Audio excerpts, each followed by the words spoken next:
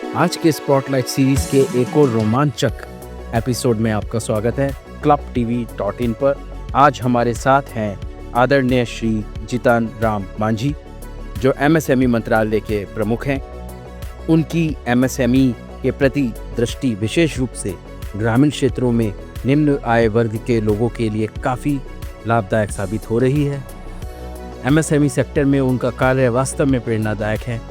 हमें विशेष रूप से लीडरशिप समिट में आमंत्रित किया गया, जहां आदरणीय श्री मांझी जी ने अपने विचार साझा किए और हमें नई दिशा में आगे बढ़ने का मार्गदर्शन दिया।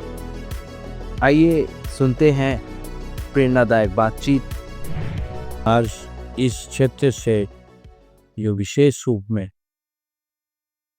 हमारे एमएसएमई के बारे में आप गहन विचार विमर्श कर रहे हैं, चाहे जीटी चुनाव का मामला हो या और भी हो, तो इसके लिए पुनः पुनः आभार व्यक्त करते हैं।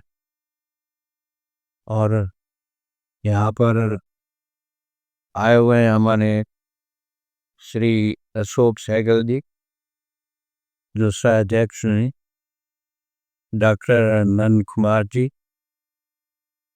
जो अध्यक्ष हैं नीति एवं CODB और समूह। और सबसे पहले तो मैं अपने स्तर से धन्यवाद व्यक्त करूँगा सोहा करंदवारी जी को, जो हमारे साथ राज्य मंत्री हैं, श्रम विभाग के साथ भी राज्य मंत्री हैं, और अन्य लोग जो यहाँ पर उपस्थित हैं, सब लोगों को हमारी तरफ से शुभकामना देते हैं। और हमारे सामने अन्य लोग विभिन्न क्षेत्रों से, विभिन्न जगहों से आए हुए हैं, सबको हम अपनी तरफ से शुभकामना देते हैं। मित्रों, बात सही है कि जो हमारा एमएसएमई विभाग है, इसके बारे में शहरों में विशेष जानते हैं, ऑफिसों में जानते हैं, जबकि इसका संबंध ग्रामीण क्षेत्रों से भी अधिक। इसीलिए सूक्ष्म उद्योग, लघु उद्योग और मध्यम उद्योग तीनों का समावेशन करके हमारा विभाग बनाया गया है। ये हमारे प्रधानमंत्री जी के विजन को दर्शाता है कि हमारे प्रधानमंत्री जी किनका विकास, कैसे विकास हो, और हमारा भारत हर हालत में 2027 में तीसरा अर्थव्यवस्था हो संसार का, और 2047 में विकसित भारत की कल्पना लेकर के वो चलते हैं। और इसी दृष्टिकोण से हर तरह से वो चिंतित हैं, मंथन करते हैं। हम आपके संदर्भ में कहना कोई अतिशयोक्ति नहीं होगी। जिस क्षेत्रों हैं आज तक ध्यान किसी ने नहीं दिया और उनके विकास के लिए उनका ध्यान नहीं गया, उन क्षेत्रों पर भी उनका फोकस, जैसे अभी उसकी एक समिति चली है पूर्वोदय का, साउथ ईस्ट, नॉर्थ ईस्ट के विकास का, और उसके लिए काफ़ी काम कर रहे हैं। पहले हम लोग भी नहीं जानते थे, हम लोग जानते थे कि समग्र भारत का विकास हो रहा है तो हो रहा है, लेकिन उन्होंने समझने का काम किया कि हमारा नॉर्थ ईस्ट है, वहाँ पर कहीं ना कहीं कुछ कमी। उसी प्रकार से जो हमारा एमएसएमई का विकल्पना है, तो इसी संदर्भ में उनका है।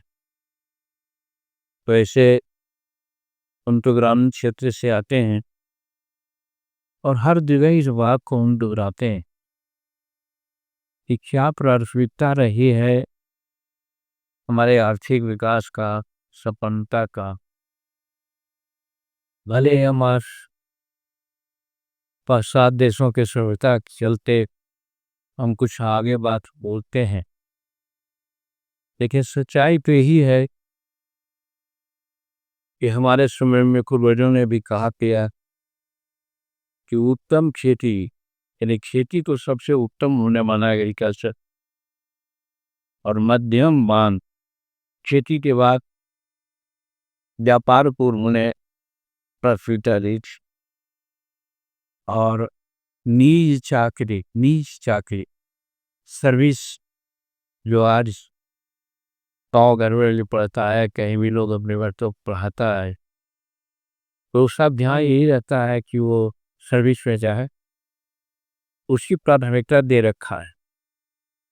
और यही कारण है कि आज हम सारे कुछ हमारे पास होते हुए भी जो हमारा दृष्टिकोण में चेंज हुआ है, इसके चलते हम बहुत आगे नहीं बढ़े हैं। और पुनः मैं कहना चाहता हूँ कि इस संदर्भ में भी माननीय नरेंद्र मोदी जी ने मंथन किया, और मंथन के बाद एमएसएमई विभाग को अलग किया उद्योग विभाग से, और नहीं तो उद्योग विभाग में रह करके एमएसएमई के बारे में कोई नहीं जानता। दिलचस्प बात है, मैं अपने बारे में कहना चाहता हूँ, क्योंकि मैं जानता, आप जानते हैं कि हम ग्रामीण क्षेत्रों से आते हैं, उन क्षेत्रों से जहाँ शायद आप लोग कल्पना भी नहीं कर सकते हैं कि जहाँ हम थे। और जब ये विभाग का लिफाफा हम खोलने का काम किया, तो हमारे नाम के सामने लिखा हुआ था एमएसएमई लॉ। हम खुद चौंक गए कि ये क्या एमएसएमई होता है। जब 44 वर्ष संवैधानिक जीवन व्यतीत करके एक राज्य का कम से कम 9-10 महीना मंत्री रह करके, विधायक और मंत्री रह करके, जब हम एमएसएमई का नाम नहीं जानते थे, तो सहज बताया जा सकता है कि एमएसएमई के बारे में लोग की क्या जानकारी थी। लेकिन प्रधानमंत्री जी शायद मेरी ये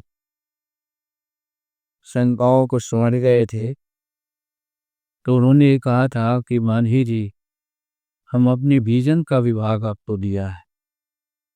आज मैं सचमुच समझता हूँ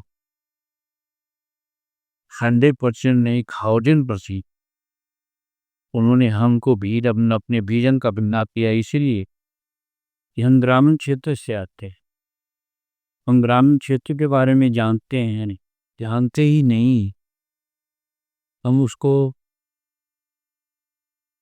खेला है। इसलिए कही है कि एमएसएमई के बारे में हमें दर्द है, हम महसूस करते हैं कि इसको कैसे बढ़ाया जाए। आज डिजिटल सिस्टम है, हम आज अंतरिक्ष में जा रहे हैं, चंद्रमा पर जा रहे हैं, शादियों की, तो स्वाभाविक है कि पुराने समय का तौर तरीका नहीं चले, इसलिए जिसका डिजिटलाइजेशन तो होना ही चाहिए। और उस ओर में आप लोग बहन, तो ये काबिल तारीफ है, और मैं समझता हूँ कि इसका लाभ हमारे ग्रामीण क्षेत्रों को मिलेगा।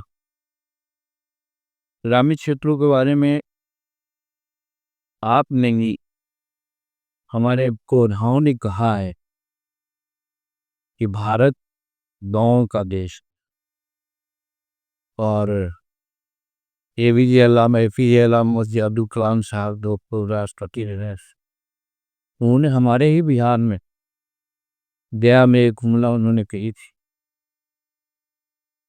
कि जब तक गांव का विकास नहीं होगा, बिहार का विकास नहीं, और बिहार का विकास नहीं होगा तो भारत का विकास नहीं। दैट मीन्स बिना गांव का विकास के हुए हम भारत का विकास ही तो अपना नहीं कर सकते। और महात्मा गांधी ने भी कहा था कि हमारा ग्राम भारत की आत्मा उसको बिना बढ़ाए हम आगे नहीं बढ़ सकते। आज शहरीकरण और ग्रामीण क्षेत्रों में रहने वालों का जो रेशियो है बढ़ा है कुछ शहरों का, लेकिन अभी भी 80% के आसपास लोग गांव में ही रहते। इसलिए गांव का विकास बहुत आवश्यक है और उसमें हमारा एमएसएमई का बहुत बड़ा योगदान है। आप लोग को बड़े प्रहलादी जी बोली होंगी कि हमारा एमएसएमई हमारे प्रगति का, हिंदुस्तान के प्रगति का मेरुदंड है। इसके बिना लोग आगे नहीं बढ़ सकते। तो इसकी इतनी महत्ता है, इस पर आप लोग जो आज मंथन कर रहे हैं, हम समझते हैं ये सुनहरा भविष्य आप द्योतक है कि हम जरूर आगे बढ़ेंगे। और क्यों न बस आप लोग को बताया गया कि आज बहुत फोकस नहीं हो पाया है, बहुत ठीक ढंग से हम लोग एमएसएमई को हैंडल नहीं कर रहे हैं। बावजूद उसके खेती के बाद सबसे ज़्यादा रोजगार देने वाला, सबसे ज़्यादा प्रोडक्शन देने वाला, निर्यात करने वाला विभाग अगर है तो एमएसएमई विभाग है। हम समझते हैं कि ये बात आप सब लोग जानते हो कि हमारा जो जीडीपी है उसमें इसका योगदान 30.1%।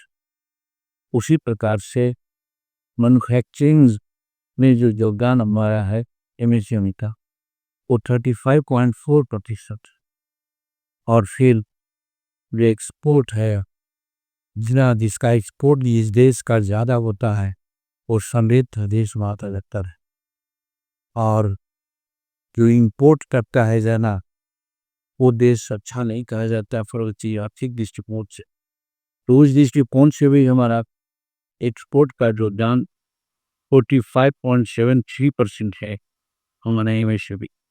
तो इससे शहर में अंदाज लगाया जा सकता है कि हम एमएसएमई के माध्यम से और अगर बढ़ें तो सही है। ये सब जो डाटा है वो खेती के बाद, एग्रीकल्चर के बाद सबसे ज़्यादा यही योगदान है, इसी का योगदान।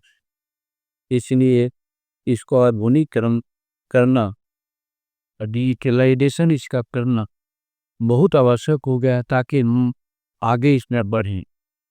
और ऐसे अभी इस मान्यवर ने करने का काम किया कि हमारे यहाँ जो योजनाएं हैं उसमें लीब नाम की योजना थी जिसको अभी एक तरह से बंद कर दिया गया है और उसका काम नहीं हो पा रहा है। चला सही है, इसमें कमी है। लीन में जो प्रति स्मारक योजनाएं थी लघु और मध्यम उद्योग का, और देश के सूक्ष्म लघु और मध्यम उद्योगों में प्रतिस्पर्धा बढ़ाने के लिए शुरू की गई थी सरकारी पहल है। ये उत्पादकता बढ़ाने में वेस्टेज कम तथा उद्योगों में कंपोजिटिविटी बनाने के लिए अपनाया गया। हम जब से विभाग में आए हैं 2-3 योजनाओं पर हमारा फोकस गया है कि आखिर इन विभागों का क्या है। जैसे लीन आपने कहा एक स्फूर्ति योजना है, स्फूर्ति योजना में भी हम इसी प्रकार से लोगों को काम देते रहे हैं और उस पारंपरिक उद्योगों को पुनरुत्थान करके पुनरुद्धार करके निधि योजना तो लघु मध्यम उद्योग मंत्रालय तो भारत सरकार का एक कार्यक्रम है और इसे वर्ष 2005 में अधिक प्रतिस्पर्धी बनाने के लिए बाजार संचालित करने के लिए उत्पादक और लाभदायक और सक्षम बनाने के उद्देश्य से शुरू किया। उड़ीसा के एक माननीय सांसद आकर हमें सूचना दी, जो बहुत दुखद सूचना। तब से हमारे दिमाग में बात आई कि आखिर स्फूर्ति को क्यों हम लोग ने रोक रखा है। उसमें ग्रुप है, क्लस्टर है, उसके माध्यम से हम लोगों ने उसकी राशि दे रखी है। उस लोगों को तो पूर्ण नहीं दिया है, हाफ दिया है, किसी का एग्रीमेंट हुआ है। तो किसी को फाइनेंस हमने किया 50%, काम उन्होंने शुरू किया और काम तो उचित समझ के वो कुछ इधर उधर से ऐसा पैसा जिसको कहते हैं देहात में वो कर करके काम को उन्होंने 90% तक बढ़ा दिया। ऐसी बीच में हम उनका फंडिंग रोक किया। अब उस एंटरप्रेन्योर्स को, जो गरीब हैं, जिनसे गौरव करके कुछ काम आगे बढ़ाया, आज उनके सामने से कुछ समस्या हो गई।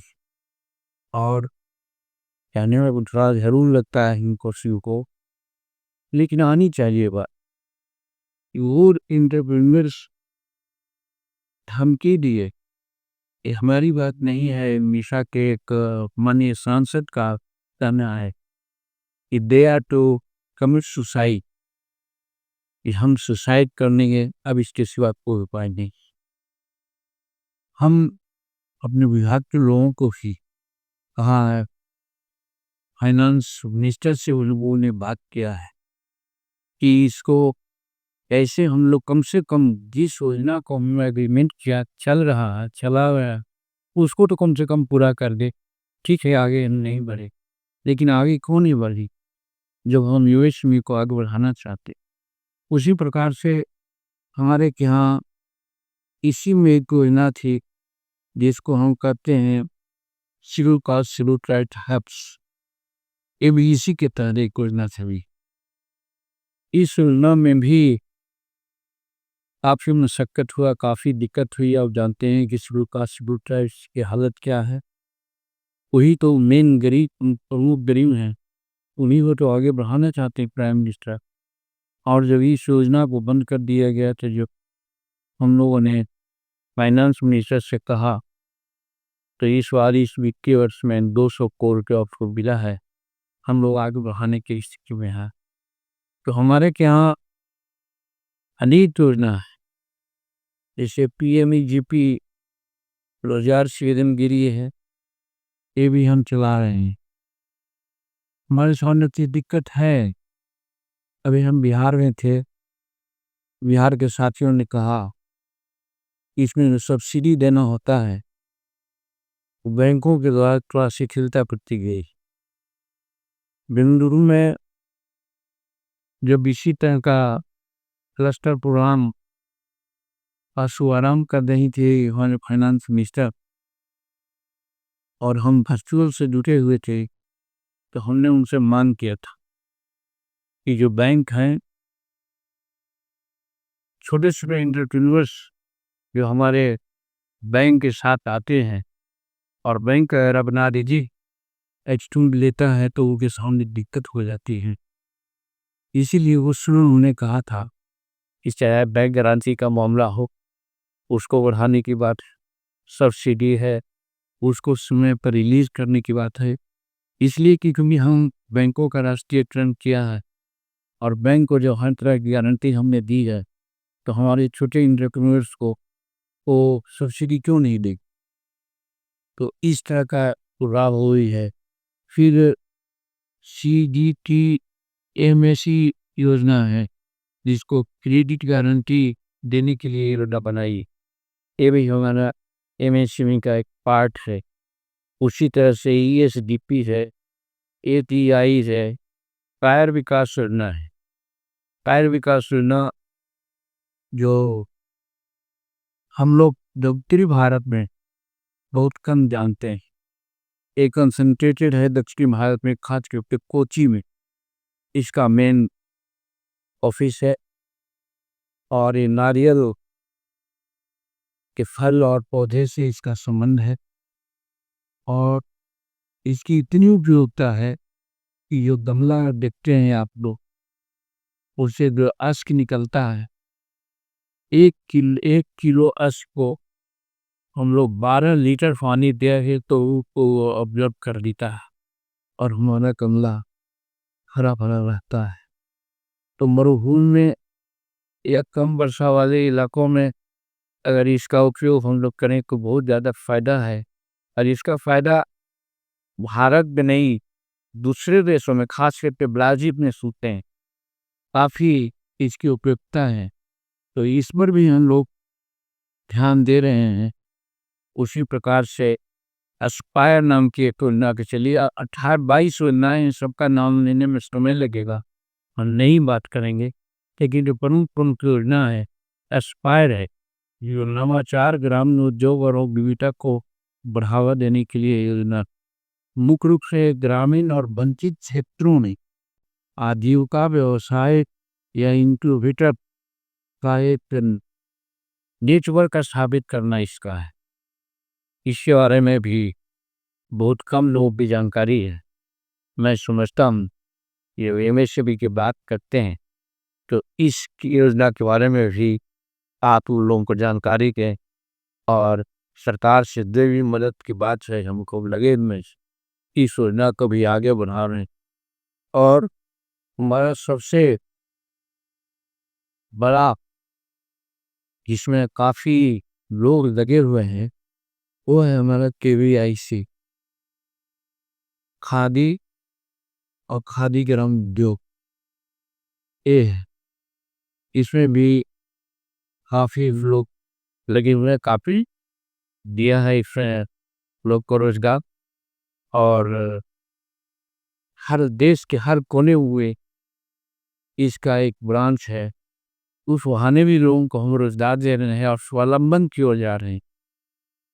महात्मा गांधी ने चरखा चलाने की बात की थी और कहा था कि हम विदेशी सामानों को नहीं ग्रहण करेंगे, हम अपना यह करेंगे। उस माने में भी इसका एक महत्व है और महत्व का खास कारण ये है कि आज हमारे देश में बेरोजगारी की समस्या बहुत, हम सबको नौकरी नहीं दे सकते। हमारे प्रधानमंत्री की जब बोलते हैं तो पार्लियामेंट पे हम सुना है, परसों तरसों हम पार्लियामेंट में इसको कंट्रैक्ट भी किया। लोग कहते हैं कि प्रधानमंत्री तो बोल गए प्रति साल प्रति वर्ष हम 2 करोड़ लोगों को नियोजन और नौकरी देंगे। कहाँ ना है, आप लोगों की जानकारी में बताना चाहते हैं कि अभी तक हम अपने विभाग से एमएसएमई में लगभग 26 करोड़ लोगों को नियोजन दिया, 26 करोड़। और उद्यम और उद्यम शिष्ट पोर्टल देखी चर्चा अभी हो रही थी, उसमें 6 करोड़ लोगों ने रजिस्टर्ड किया, यानी कि 32 करोड़ लोगों को अभी तक हम लोगों ने नियोजन देने का काम किया रहा एक विभाग माने एमएसएमई में। तो कहने का मतलब कि प्रधानमंत्री ये जो कहते हैं उससे ज़्यादा करते हैं, बाकी और सब विभाग तो अलग है। तो इस हमारे एमएसएमई के लक्ष्य है और इसको काम करने के लिए वो आगे बढ़ रहे हैं। इसमें सही बात है कि आप लोग यहाँ लगे हुए हैं, वो हर तरह से आगे आएं, मदद करें। सरकार की तरफ से भी हम लोग हर तरह से आप लोगों को फैसिलिटेट करने का प्रयास करेंगे। इसी में एक बात और कह करके हम अपनी बात को अंतिम रूप देंगे कि प्रधानमंत्री जी ने एक योजना चलाई है, उसको कहते हैं यदि प्राइम मिनिस्टर विश्वकर्मा योजना। वो 23 या 17 सितंबर हिंदुस्तान में विश्वकर्मा दिवस मनाया जाता है, उसी दिन उसका उन्होंने ये किया है। और टारगेट दिया है इन लोग कि 5 वर्षों में 30 लाख लोगों को हम जरूर मदद करेंगे नियोजन के लिए।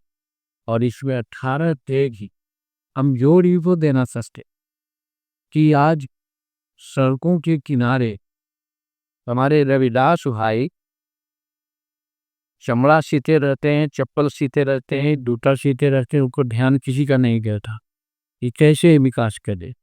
बट हमारे प्रधानमंत्री का ध्यान गया कि वो आदमी जो 5 रुपया या 10 रुपया डेली कमाता हुआ, कितना कमाता होगा? 2 4 10 को चप्पल आते होंगे, अनेकों लोग अब हैं, तो कहाँ से आता?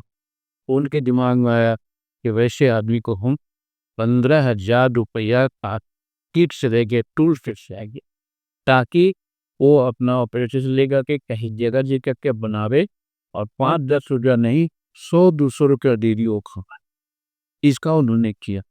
उसी प्रकार से ये जो वारबन भाई हैं, शेविंग करने वाले या बाल बनाने वाले, वो भी देखते हैं कि थोरो खर्च में बैठ करके की तरह से काम करते रहते हैं। उनके लिए भी 15,000 का टूल किट देने की बात किया। और ये वाशरमैन ने उनके लिए है। गाँव घर में हमारी महिलाएं खास के मशीन चलाती हैं, या हमारे भाई लोग भी चलाते हैं। छोटा छोटा वो काम करके वो उतनी कमाई नहीं कर पाते हैं जितना उनको चाहिए। इसके लिए उनको भी हम 15,000 रुपये का कूट के देते हैं ताकि वो कम। कहने का मतलब है कि वैसे लोगों को जिस पर ध्यान किसी का नहीं है, प्रधानमंत्री जी में उनके पास के लिए माला बनाने वाले, मछुआरे भाई हैं जो जाल बनाने वाले, मच्छी जमाने, तो हमारे लोहार भाई हैं, हमारे थोड़ा बर्तन बनाने वाले वो हैं, पोटर हैं। उस सब पर उनका ध्यान गया, उसके विकास के लिए अच्छी खासी रकम दी गई है। हमारा कहना है एमएसएमई का सबसे बड़ा महत्व यही है कि कौन आदमी ये ऊपर कोई नहीं आके ध्यान गया। इंडस्ट्री का मतलब यही लोग समझते हैं कि बड़े बड़े लोग कहाँ या मध्यम वर्ग के लोग कहाँ, गरीब को इससे क्या मतलब। लेकिन वहाँ पर हमारा एमएसएमई के विभाग काम कर रहा है, और देश भाई ने कहा कि 2027 तक 30 लाख लोगों को देना है, और आगे भी इसको बढ़ाने की बात हुई। और आज जो अभी मैं हमारा जो बजट हुआ है, आपने देखा होगा कि पुराने जितने भी हमारे स्लैब थे लोन देने का, गारंटी देने का, सब में दुगना अमाउंट कर दिया गया है। जहाँ 1 करोड़ था वहाँ 2 करोड़ किया गया, 2 करोड़ था वहाँ 4 करोड़ किया गया, 5 करोड़ था वहाँ 10 करोड़ किया गया। इस प्रकार से हमारे एमएसएमई के क्षेत्र का भी बजट में वर्धन हुआ है।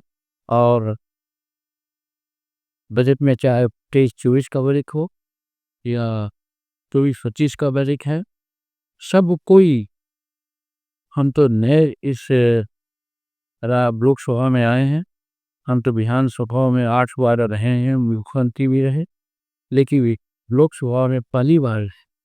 तो जब बजट पेश हो रहा था और एमएसएमई का नाम पेश बार आ रहा था, तो फाइनेंस मिनिस्टर एमएसएमई का नाम लेते थी को उंगली थर देखती थी। लोग यही कहते थे कि ये बजट को प्राय एमएसएमई का है। मतलब कि प्रधानमंत्री का आशय है कि एमएसएमई पर सुख और नथन दो के माध्यम से हम लोगों को समृद्धि ला सकते हैं, आगे बढ़ा सकते हैं भारत को। इसके लिए प्रतिबद्ध है और हर सुविधा देने के लिए तैयार है। और उसमें आप लोग चाहे सीआईआई के माध्यम से हैं, और जो हमारे एमएसएमई लीडरशिप समिट के माध्यम से 2025 में आज जो आप डिस्कशन कर रहे हैं, जरूर एक टेंजिबल सुझाव सरकार के सामने लाएंगे, और उस सुझाव के साथ हम लोग बढ़ेंगे। और निश्चित है कि हम लोग की प्रतिबद्धता यही है कि हम बड़ी बड़ी इंडस्ट्री का ही है, इसमें कहा कोई महत्व कम नहीं है, लेकिन हम बड़े बड़े इंडस्ट्री से हम भारत का सर्वांगीण विकास नहीं कर सकते। इस संबंध में हम और कहते हैं और कहते रहते हैं कि हमारा भारत एक ध्रुवाना में जगत गुरु कहलाता था। धन्य भावना से हम लोग खोने से आज सुनते हो ना, हम लोग नारा जी प्लक मारते थे तो उस लोग में चल जाते थे, प्लक मारते तो कहते थे what was that are doing है कि रॉकेट से कहाँ उड़ जाता है। यानी हम उस ऊंचाई को, उस तकनीकी को अभी भी प्राप्त नहीं किया है जो तकनीकी हमारे साथ लिखती है। और वो कब था कि हम उसमें बैठ नहीं था, आदान प्रदान होता था, वाटर सिस्टम होता था, वस्तुओं का आदान प्रदान करके हम जीते थे और कोई नहीं अनियोजित था, सब तूफान था, सब स्वस्थ था। और ये जो आज वातावरण का मामला चल रहा है, वायु प्रदूषण का मामला चल रहा है, इससे भी हम लोग बचे। आज तो है अनेकों फोरकास्टिंग सुन रहे हैं, बस पृथ्वी इतना दिन के अंदर ऐसे चला जाएगा, तो वहाँ दूध चल रहा है, वहाँ दूध चल रहा है, क्या होगा कहा नहीं जा सकता है। उसमें ये बातें नहीं थी। सब हमारे लोग पेड़ की पूजा करते थे, पत्थर की पूजा करते थे, नदियों की पूजा करते थे, पशु की पूजा करते थे। आज भाषा सभ्यता में विकास विश्वास करने वाले लोग हंसते हैं कि क्या ही गंवार वो करते थे, लेकिन उसके पीछे सच्चाई है कि जब तक गोधन की खुला न करेंगे हमको पुष्टिकारक समय नहीं मिलेगा, दूध नहीं मिलेगा। हम खेती नहीं बढ़िया करेंगे तो हमको आज क्या है, आज खेती में हम देहात के आदमी हैं। पहले ऐसे ही खेती होती थी तो चावल गेहूँ पैदा हो जाता था। आज एक बीघा इसको 20 कट्ठा करते हैं तो प्रति कट्ठा 10 से 15 किलो वो रासायनिक खाद देते हैं। और जब देखते हैं कि उसमें कुछ पीलापन आने लगा, कीड़ा आने लगा, तो स्प्रिंग तो करते हैं हम लोग, पेस्टिसाइड करते हैं। ये नहीं करते हैं, हमारे ज़माने में था कि नीम के पत्ता है, उसको हम लोग ये कर कर के उसका परवरिश करते हैं। आज भी हम लोग घर में भी करते हैं, तो वो ज़्यादा फ्रूटफुल होता है बनस्पत की जो रासायनिक खाद दवा का छिड़काव करते हैं। लेकिन उससे क्या होता है, आज देख रहे हैं कि ये जीव-जंतु हैं, हम तो देहात के रहने वाले हैं। कौवा पहले यूँ ही मार के जाते-आते अच्छा-सा गाँव कर में आता था। आज कौवा को बड़ा कहाँ होने बे। और वही जो अनाज हम लोग खाते हैं, वो फेंकते हैं, वो सफाया रहता है। एक दिन भी नहीं, 1 दिन, 20 दिन, 100 दिन खाता वो बन जाता है।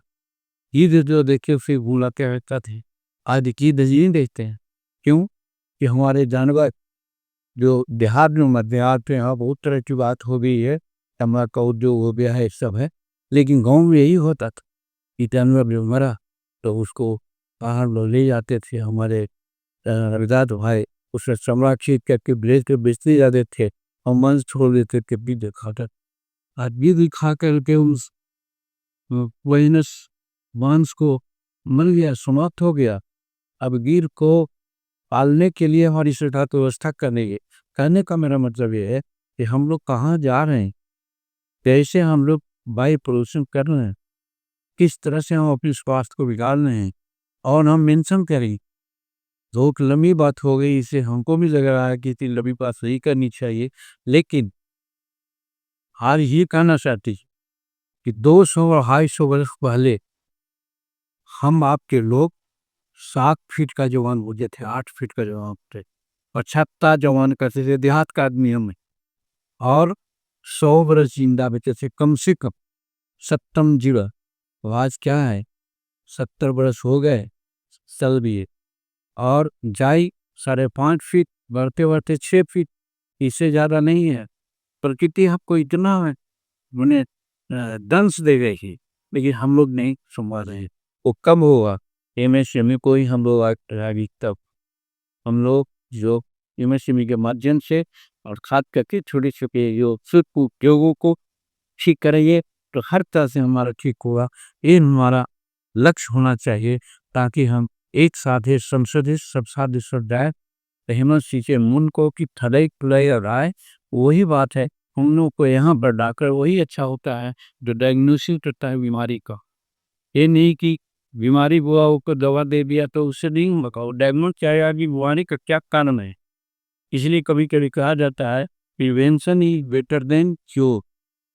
तो आज हम लोगों को एमएससीबी के माध्यम से प्रिवेंशन करना चाहिए, सो दैट कि आगे आने वाला जितनी बातों की चर्चा किया, इसका मान हमको न खाना पड़े, हमारा पृथ्वी सुरक्षित रहे।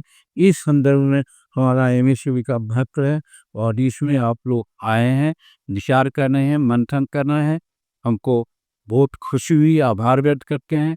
और हम सरकार की तरफ से कहना चाहते हैं, भाई हम तो इसका हम ग्रामीण क्षेत्र के रहने वाले हैं। जहाँ भी कुछ दिक्कत हो रही है, हम अपने पदाधिकारियों को भी हम बरजने में मना नहीं करती, बकाया बात नहीं आती कि भाई इसको और आप आगे बढ़िए। तो यही चंद शब्दों के साथ आप लोग यहाँ उनको बुलाए। आज ही 27 मार्च को जो आपने CIAA के संबंध में ये सबमिट किया और हर तरह से आगे मेंशन करेंगे, इसके लिए हम आपको शुभकामनाएं देते हैं, बधाई देते हैं और हमको और बुलाया इसके लिए आभार व्यक्त करते हैं। हम अपने राज्य मंत्री को भी जो यहाँ आए उनको भी बहुत धन्यवाद देते हैं और सारे पदाधिकारियों को। इसी के साथ हम भी बहुत कुछ शुरुआत करते हैं। बहुत बहुत धन्यवाद।